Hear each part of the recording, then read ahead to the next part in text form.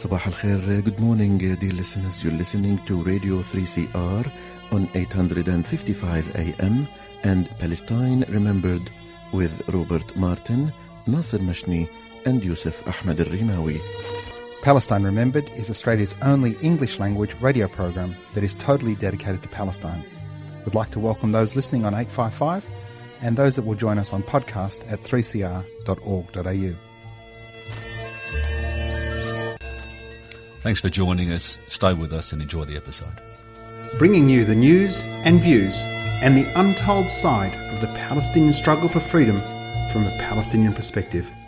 I'll start with this poem. I wrote this poem when the bombs were dropping on Gaza, and I was the media spokesperson for the coalition, doing a lot of the organizing. And we had stayed up to about 6 o'clock in the morning, perfecting every soundbite. And by the end, if you're Palestinian, you know most Palestinians get tired and start pronouncing our P's as B's. So we become Palestinians by the end of the day. So I was practicing my P's all night.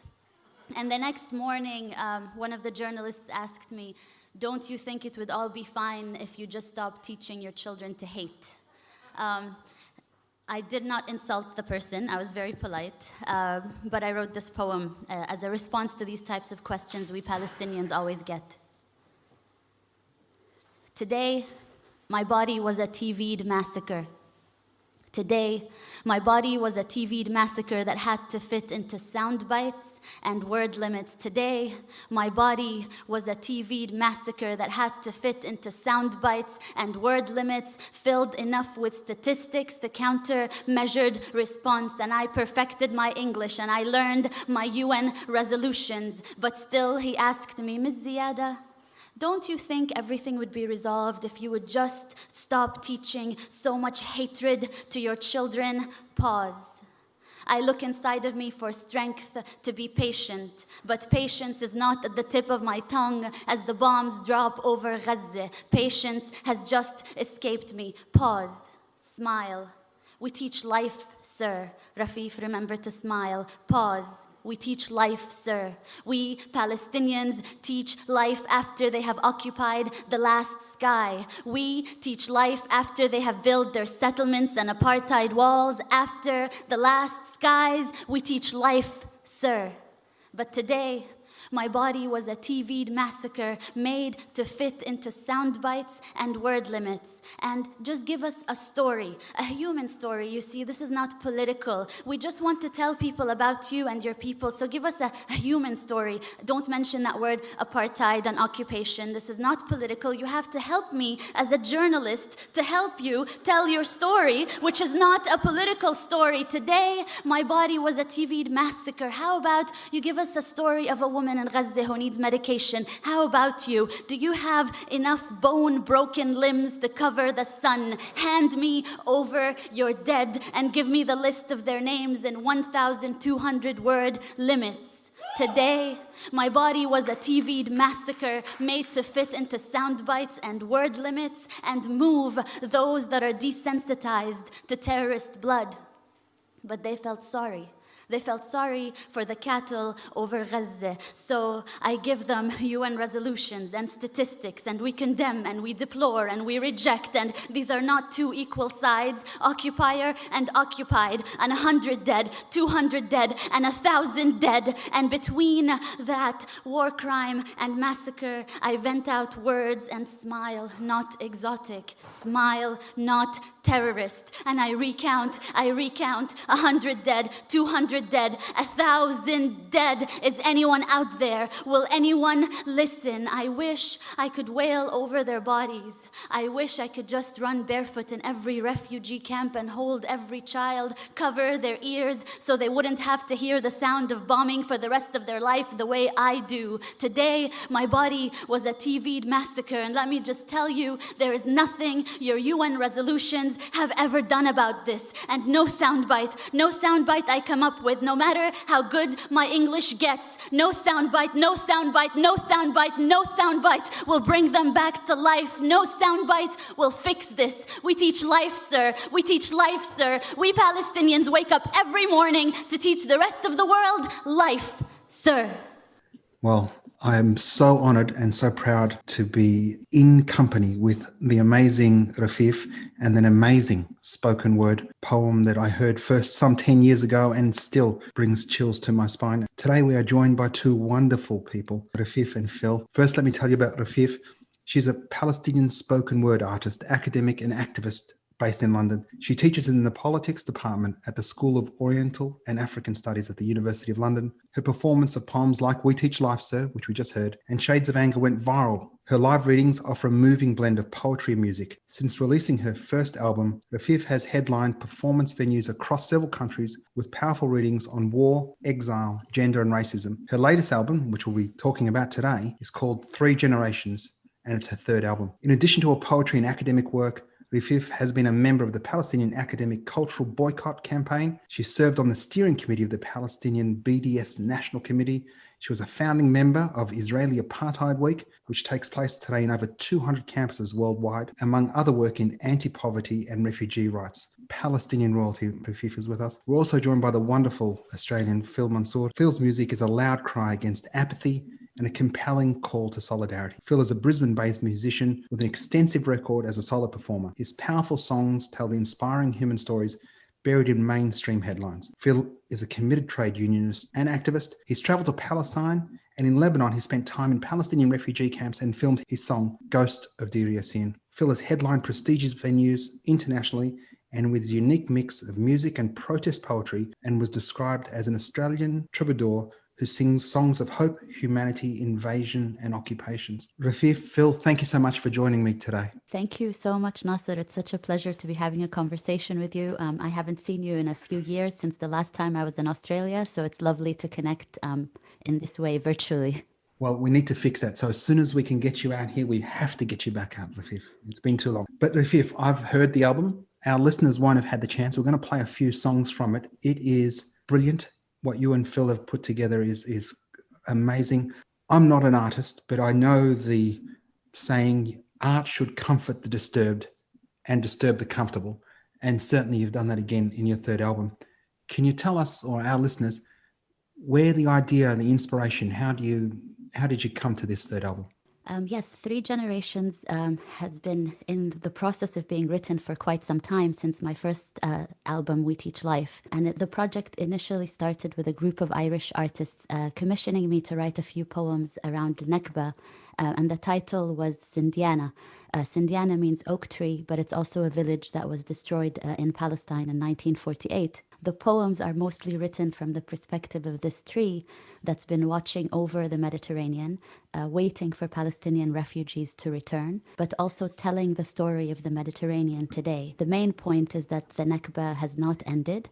As a matter of fact, most of our region now has gone into Nakba, and this tree is looking over the Mediterranean, overseeing Iraqi refugees, Syrian refugees. So that's the thread that weaves the poem together, of course, with the main line being hope as well, that keeps recurring in most of the poems. So in a nutshell, that's what the that's what the album is about. It's a little bit of a chronicle of the past 5 years of politics internationally as well. So there's a poem about Trump and his great deal, of course. Orange. So yeah, Orange Man, that's what Orange it's called. Man, yeah. Generally speaking, I'm not the sharpest pencil in the pencil case, but I was able to pick that one up. This is your second collaboration with Phil. Yes. Phil, you're an amazing artist in and of yourself, but working with Rafeef, how do you put the music, how does it evolve? So this recording project evolved a little bit differently to the previous one because we've been touring fairly extensively. So on those occasions, we rehearse and we write a bit. And so this process, and then we have the opportunity to perform those new works live and just see how they go, and they evolve through that performance process where we see how they're working. And we also we take the opportunity when we're touring as well to do the recording bits that we can together. What I like about this new recording is that it was more organic in the sense that we created it more collaboratively together, and I hope it reflects the input of both of us, both in terms of music and in terms of the poetry as well. Well, having heard it, and our listeners haven't had a chance yet, though we are going to play a few of the tracks. The music is moving, the words are moving. The first piece we're going to play, Rafeef, is 3 Generations. This is the lead title. Tell us a little bit about 3 Generations. 3 Generations is the title track, as you just mentioned. It is an ode to the strength, resilience, and love of Palestinian women. It is about 3 generations of women in my own family, and I'm telling our story, but it is also a collective story of Palestinians who have gone into exile, survived refugee camps, and insisted on teaching their children what their villages look like and about the right of return. So it's about that memory and that hope that gets passed on. We've also released a video with that poem, and it was a wonderful process because we were under lockdown and we weren't sure how to make videos. So I reached out to Palestinian women all around the world, and they all send us portraits from historic Palestine, from Gaza under siege, from refugee camps in the West Bank, as well as far away as Australia, Canada, and we have these lovely portraits of generations of Palestinians, some of them born before the Nakba, before the State of Israel was even created, 2 young generations and mothers and their children. So I'm really proud of the video, and I think it was nice to do it collectively when we were all under lockdown. So I hope people get a chance to listen to the poem, but also watch the video online. We will have a link to the video in the podcast. Before I go to Phil, I'm just going to say our Palestinian women are both brilliantly beautiful in their minds, but also gorgeous aesthetically. I'm a little bit upset with you that I didn't get asked to be the sole male. But anyway, we'll put that aside for now. Phil, tell us about the challenges of recording the music, the pictures remotely, everything done during COVID. How did you go with that? This is sort of a bit of our mode of operating because obviously we're in different continents and we have those short bursts of time together. So it's there is a lot of sort of interaction digitally where we review and work through things together online. But I think the essence of what the music needs to do is to accompany and create mood to the poetry. The poetry is central to what we present, and a lot of the work is actually making the music so that it doesn't intrude, or if it does intrude, it intrudes to support and motivate and strengthen the actual narratives and the story of the poetry. And it's an interesting process. It's very different to any way I've worked before, to work like this. But I think we've moved forward in how we communicate and work together, and I think we're starting to come up with some really exciting creative pieces. Well, you've done brilliantly. So let's, without further ado, listen to 3 Generations.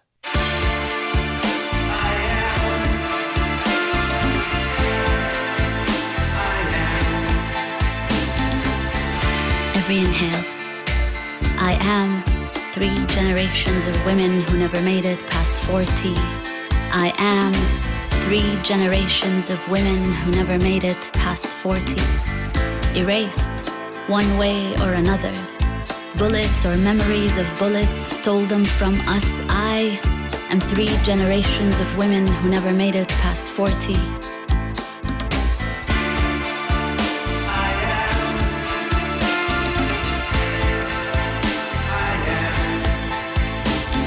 They were the wrong people, the wrong religion, in a state designed, exclusive, settled on earth and skin. I'm 3 generations of patching tents and homes, of picking up and starting new, suitcases and keys, of saving scraps because the siege might come and it always comes, of sleeping on airport floors, of memorizing immigration questions and maps, of loving men, too in love with their revolutions to really love, of loving men, too in love with their revolutions to really love, of loving boys, still wondering where home went, of marking funerals as loud as we mark weddings, of marking funerals as loud as we mark weddings, of debke like life depended on it, of joy and love against skies of steel, of joy and love against skies of steel. I'm 3 generations of women who never made it past 40.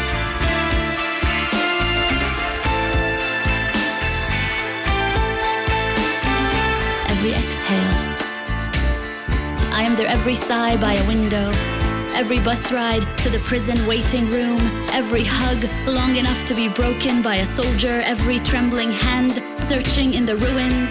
Every candle, every notebook, every za'atar sandwich between the notebooks. Every exam with no electricity, every whisper and kiss under the blankets, so the kids won't hear it. Every angry stare at a checkpoint, every made-up lyrics because my mother spoke in poetry but could not remember songs. Every breath and every gesture, every meal, rough hands yet gentle. Every braid, fingertips dancing through thick black hair. Every braid, fingertips dancing through thick black hair. They are with me. They carry me.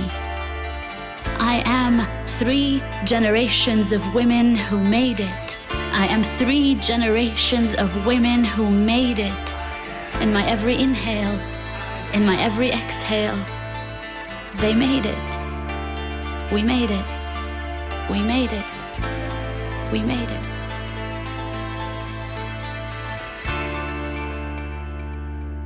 I'm sure you'll agree, listeners, that was fantastic. Now, Rafeef, the next track that I picked out was Her Story. Oh, that's a good choice, Nasser. You went to the heart of it. Her story was the most difficult one for me to write. It's the story of my grandmother, and it was a very difficult one for me to write because it's telling a story of loss and the way our refugee camp was destroyed. But I didn't want to remember just the sadness. I wanted to remember the strength, the beauty, the bread, the baking, the smells, and that's what comes through the poem. And throughout my poetry, I collect stories of women and girls, real life stories, because I think quite often Palestine is thought of just as statistics and numbers or some kind of distant conflict rather than real people with real narratives who have loss, and also that loss remains within generations. And that's why the title of the poem is 3 Generations, to remember that hope, strength, and how we live with that loss consistently. So that's what her story is about. I don't think we can add any more to that. Let's listen to Her Story.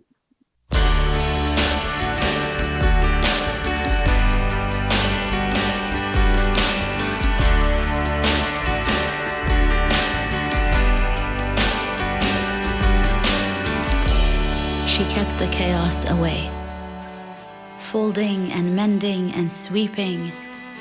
She kept the chaos away, folding and mending and sweeping. The chaos was not coming in here. Here, she made Palestine every day, knitting its flowers bright, knitting its stories gentle, until each of us knew the smell of spring there, until each of us knew we wanted to go there.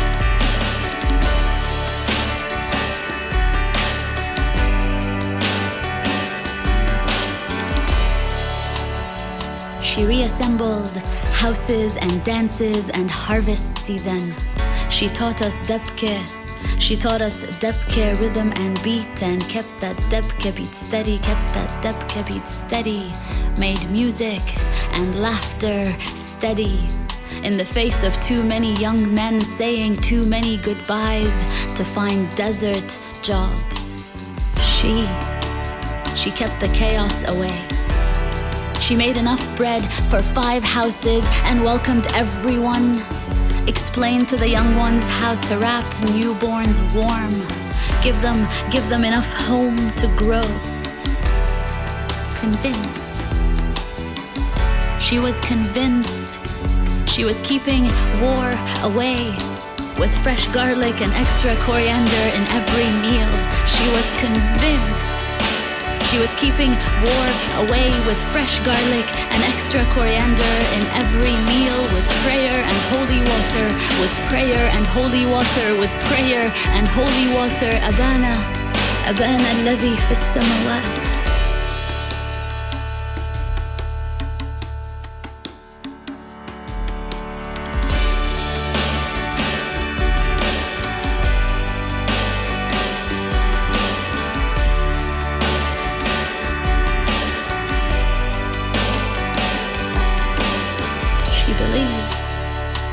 That would be enough to keep us safe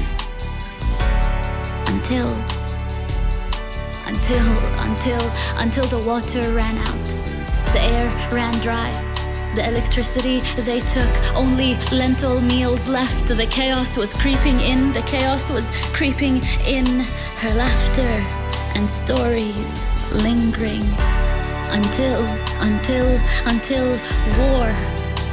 war came down from the skies and decided to take a break from breaking sound, and cloud came knocking at her doorstep. As always with strangers, she asked it to come in for a cup of coffee. As always with strangers, she asked it to come in for a cup of cardamom coffee. She didn't want to be rude.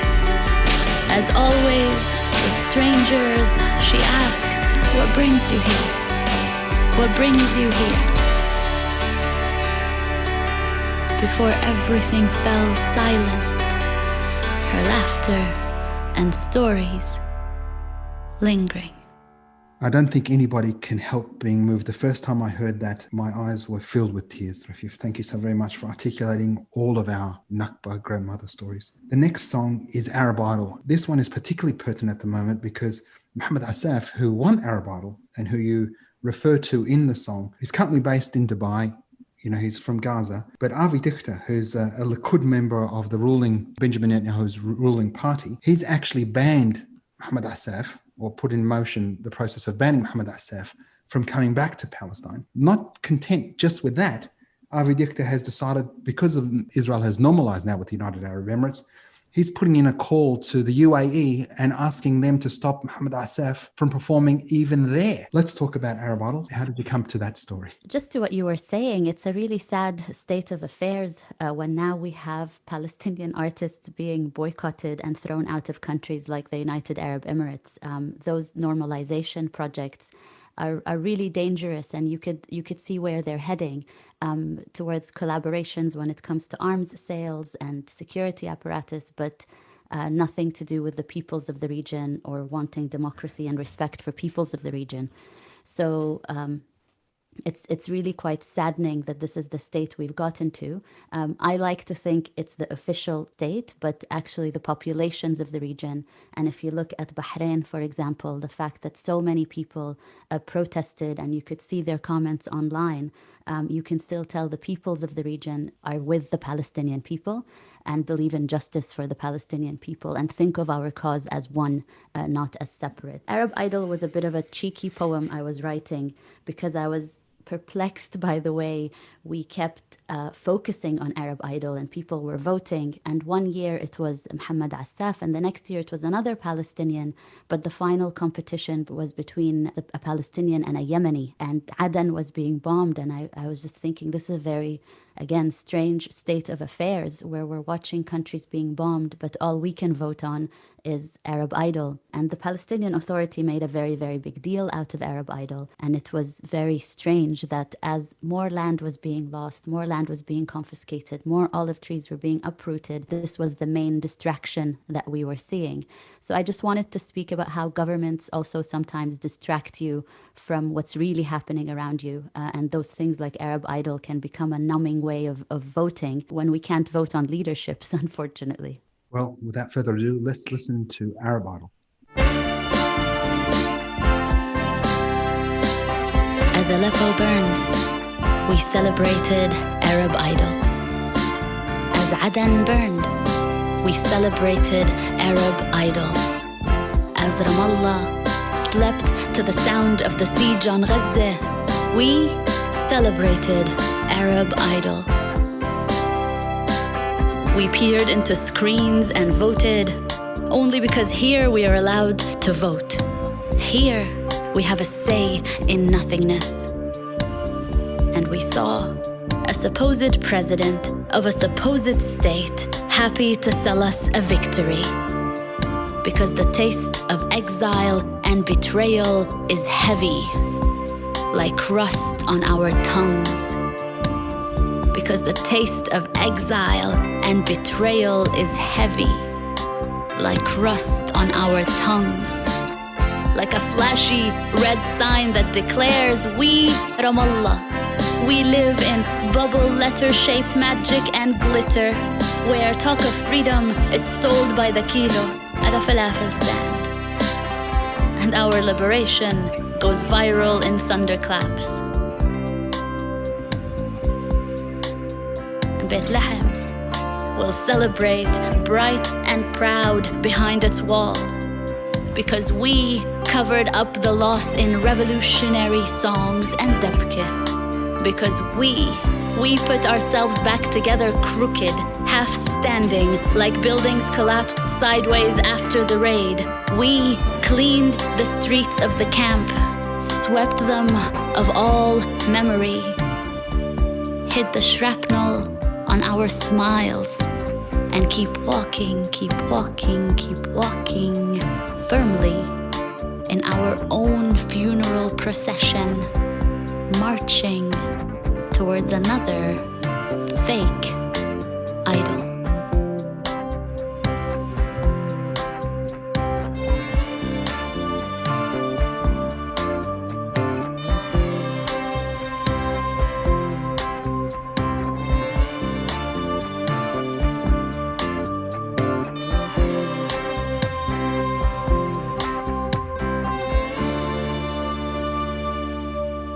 Rafeef, Phil, I don't think anybody, having heard only 3 of the tracks from the album, could be anything but amazed by your collective efforts putting this together during lockdown. Now, it's not easy putting together spoken word poetry, revolutionary music in a time of COVID and factor in Palestine. Tell us some of the challenges, Phil, and how our listeners might be able to support you. So we travel fairly broadly, and Rafeef has a really strong and committed following almost any city we go to. She essentially sells out in just anywhere where we have a well-organized show. You know, when we were starting this project, that's where we saw it ending. Where we go and we connect with those audiences in cities all around the world, and they support us by purchasing the music and taking it home with them. But then, as you've said, the world's changed now. We can't travel. We can't connect with people like we used to. And so we've had to come up with ways to connect. And I guess that's why we're having this sort of online, we've got this online project to try and pre-sell as many of these albums as we can, because we're not going to have the opportunity to take them to people. So people can, if they go to Pozible, Pozible, Pozible.com, and within that, you can search for a profile for Rafeef Ziada. You can find an opportunity to support the album, pre-purchase the album, etc. The link will be in the podcast, so you can find it there. So just go to Pozible, Pozible, and search Rafeef Ziada. Rafeef, tell us about, as an artist, it must be so frustrating that the barrier to get your art out, compromised by the machinations of capitalism, etc. Yeah, I mean, as Phil was saying, right before COVID, actually, we were about to get on the flight the next morning. We had about 6 months of tours booked in venues around the world. And it's most of the time, it's activist groups and organizations who put a lot of effort into promoting these gigs and making sure there's a lot of people there. It's remarkable how much art can shift the conversation. Quite often when it comes to Palestine events, we think of big lectures, we think of big name academic, and I'm an academic myself, so I do the lectures, I do the statistics, but the way people react after poetry, and I've had many people, especially young people, come up to me and say, you know, I'm the only Palestinian in my city and in my village, and it was so great to hear you. And I think that touches people in a very, very different way. So I'm always thankful for all the organizations and the people who put in the effort to make sure, like, despite the way capitalist corporations work when it comes to music and art, that we could still get this type of narrative about Palestine out there quite widely. Now that venues are closed, it's making life a bit more difficult in that way. But all Palestinians and all artists around the world, we're adapting, we're trying to move it online. And I hope people can get behind the project and support the Pozible in this way so we can keep doing the work that we do. You heard it here, ladies and gentlemen. Make sure you go to Pozible. Rafeef, Phil, thank you so very much for joining us, and thank you so very much for your amazing collaboration. Well done. Thank you, Nasser. Thank you so much, Nasser, and I really hope we get to see you in real life soon. The incomparable and amazing Rafeef and Phil Do yourselves a favour, go to the Possible, register so you get an advanced copy, support the act so that it can get out there so people can hear genuine Palestinian voices. Thanks for listening, share the podcast, and remember, there's never been a better time for a free Palestine.